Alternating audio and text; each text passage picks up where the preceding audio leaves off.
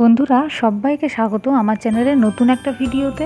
তো 25শে ডিসেম্বর বড়দিনের দিন আমাদের রায়গঞ্জ শহরের মিডওয়াল চার্চে আসে না এমন লোকের সংখ্যা কিন্তু খুবই কম।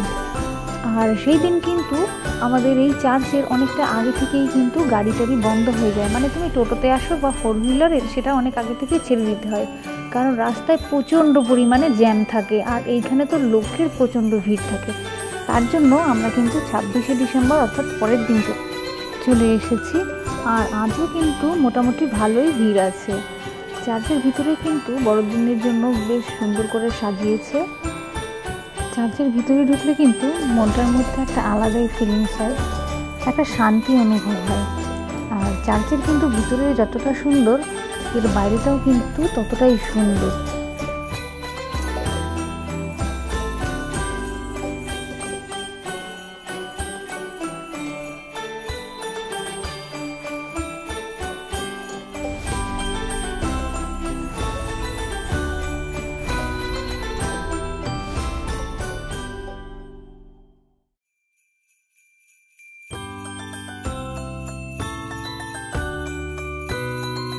চার্চের একপাশে কিন্তু দারুণ সুন্দর সুন্দর বিভিন্ন রকমের ফুলের গাছ রয়েছে, আর দেওয়ালে কিন্তু যীশু খ্রিস্টের একটা মূর্তি করা রয়েছে।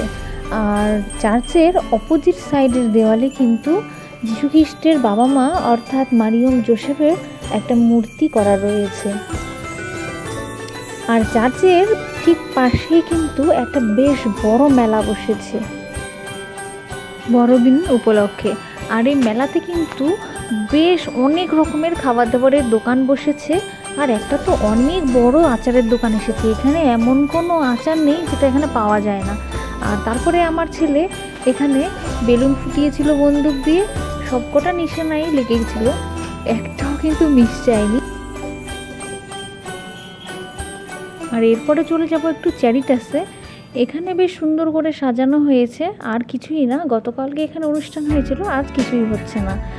আর এরপরে চলে যাব একটু গল্পতে। তো রায়গঞ্জ শহরে গল্পের ওপেনিং হওয়ার পর আশা করব এমন কেউ নেই যে গল্পতে একবারের জন্য হলেও যায়নি। তো গল্পতে আসলেই যে মনের মানুষের সঙ্গে গল্প করতে হবে এমন কোনো কিন্তু ব্যাপার নেই, তুমি গল্প না করেও খেতে পারো।